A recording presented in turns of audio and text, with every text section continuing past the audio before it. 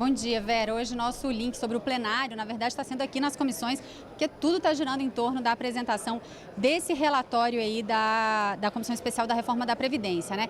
Ontem, no plenário, não teve sessão de votação, né? Acabou sendo só uma sessão de debates. Os debates giraram bastante em torno aí da repercussão daquela troca de mensagens entre o ministro da Justiça, Sérgio Moro, e o procurador Deltan Dallagnol. A oposição se manifestou, se colocou aí em obstrução, fazendo uma série de pedidos sobre criação de CPMI. Os deputados que são favoráveis ao ministro Sérgio Moro também se pronunciaram muito veementemente, defendendo então a Operação Lava Jato, defendendo a isenção do ministro e do procurador. Então o debate lá no plenário girou em torno disso.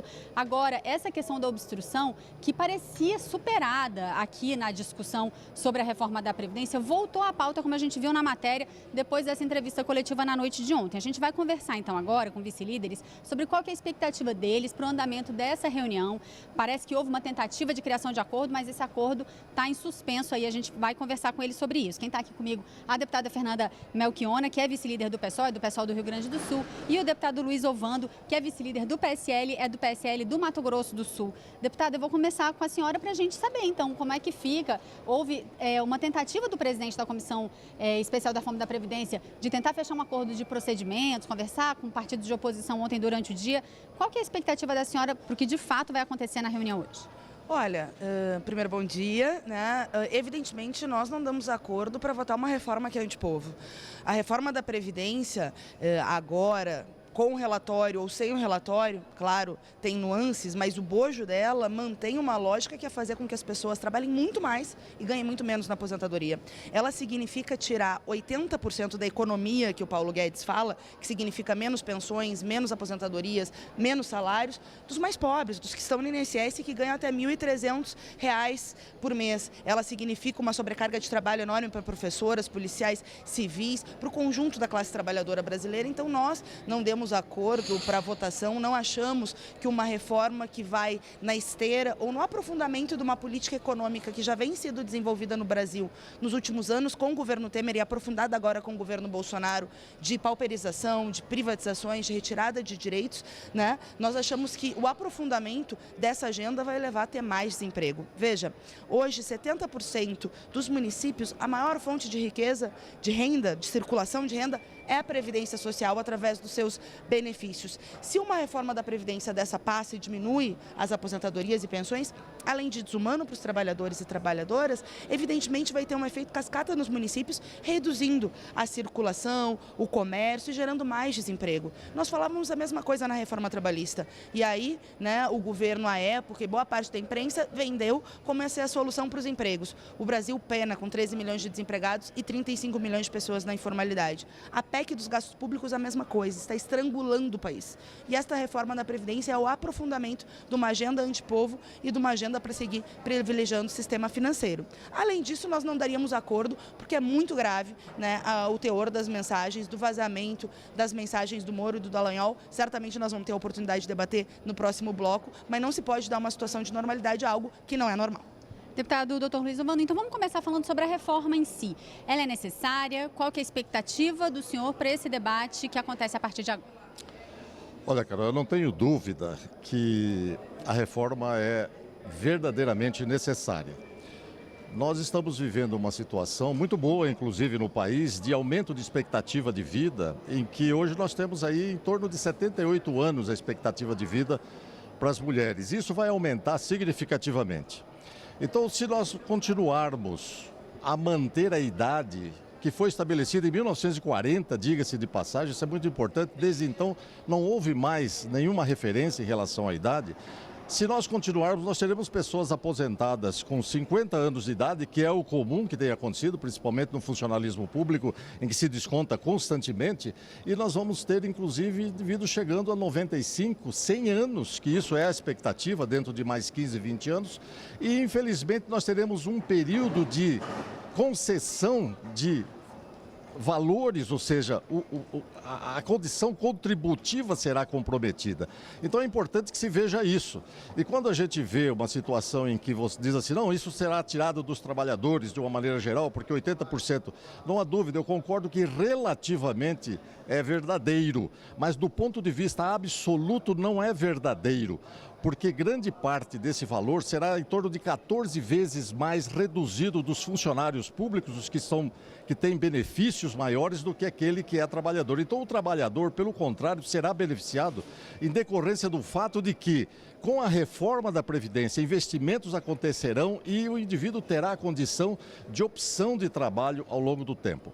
A questão em relação ao que foi colocado, dos debates ontem, principalmente em relação ao ministro Sérgio Moro, eu não posso deixar de considerar a possibilidade de conversa entre amigos que são. Você conversa, você não tem limites de conversa com amigos sobre determinadas situações, principalmente quando você está numa atividade em comum. Então ali muito foi tomado como contravenção, que na verdade, da minha interpretação, não é, embora eu não seja juiz e não estou autorizado a fazer esse julgamento, mas o que é importante é que a Polícia Federal está sendo acionada, fará esse serviço através da sua competência e vamos chegar aos verdadeiros mandantes, porque aquilo ali foi tudo orquestrado para se chegar a um comprometimento da cúpula que manteve, inclusive, a Lava Jato, que saneou esse país do ponto de vista de corrupção. Deputada Fernanda, antes da gente voltar novamente para a reforma da Previdência, vamos tentar esgotar então esse assunto aí da repercussão em relação ao que aconteceu entre o ministro Sérgio Moro e o procurador e o tipo de investigação que pode ser levada a cabo a partir de agora. A gente tem, por um lado, deputados que defendem uma investigação da suspeição e, por outro lado, muitos deputados que defendem a investigação sobre esse vazamento.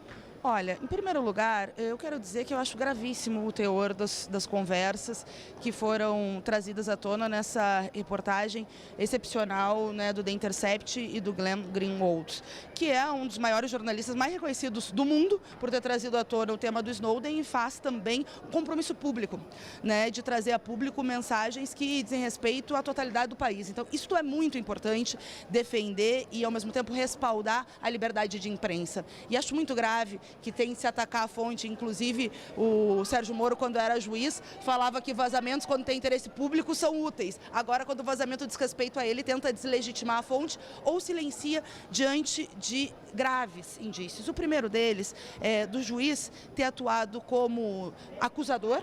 Em vários momentos da mensagem com o Dallagnol, há um claro direcionamento, não só da investigação, mas interferência política no processo eleitoral em 2018. Isto é gravíssimo. Isto contrapõe o Código Penal, a Constituição Federal e, ao mesmo tempo, lança, sim, uma suspeição sobre a capacidade de interferência no processo eleitoral em 2018. E eu tenho muita tranquilidade em debater esse tema da corrupção, porque é óbvio que a luta contra a corrupção, ela precisa seguir. O PSOL, inclusive, é um dos únicos partidos que não teve ninguém citado em investigado na Lava Jato e que batalhou pela investigação sobre o Temer, do Cunha e tantos outros que são, sim, parte dessa casta poderosíssima no Brasil. Mas não se pode, para fazer uma investigação de corrupção, se tornar criminoso. Mais do que isso, acho que é o criminoso teor das conversas entre o Dallagnol e o Moro, esta clara conluio e interferência. Além disso, veio mais matérias ontem e, por isso, é óbvio que o ministro precisa ser afastado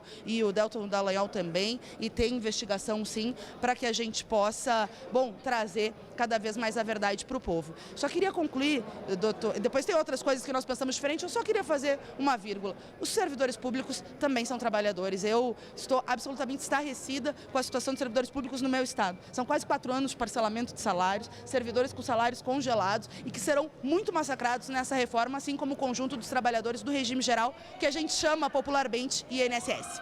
Deputado Dr. Luiz Ovando, para fechar o assunto Moro-Dallagnol, o senhor defende CPMI, alguma investigação aqui na Câmara e também já voltando a falar de reforma da Previdência na sequência?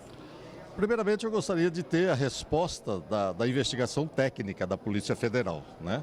Após isto, inclusive, se houve manipulação de conteúdos, o que foi dito é que apenas pela imprensa, a gente sabe disso, não é uma declaração oficial, é a imprensa.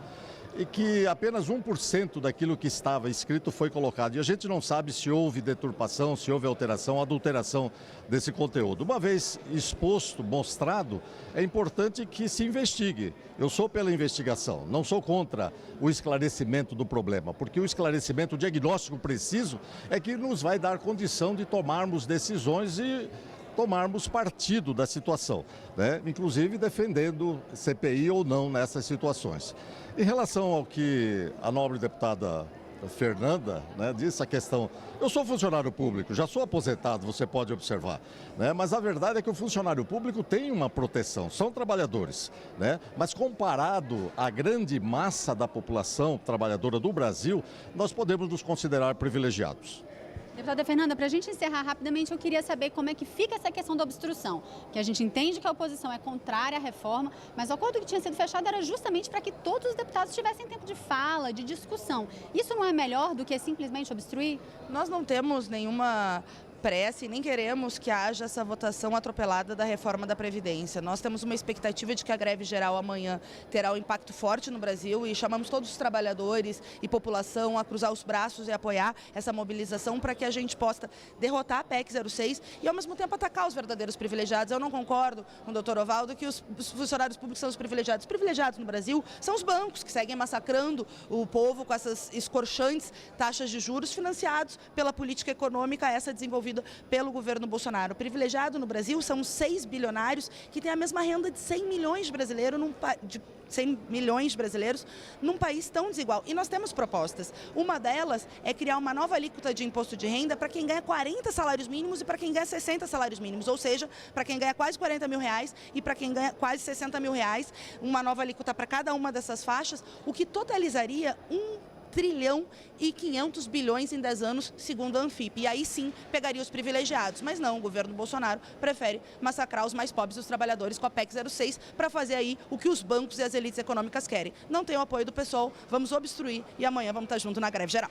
Deputado Dr. Luiz Ovando, sua expectativa diante disso para essa votação, né, para essa discussão, que é essa fase que a gente entra agora. Apresentação do relatório e discussão do relatório na comissão especial.